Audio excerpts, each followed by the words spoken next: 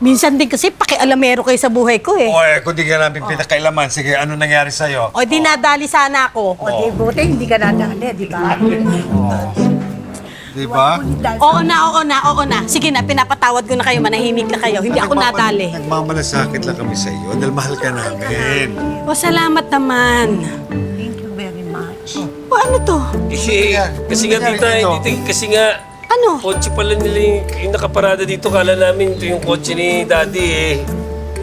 Ginawa namin vintage Atoy ni! Ay, tumayo ka dyan. Ano nangyayari sa'yo?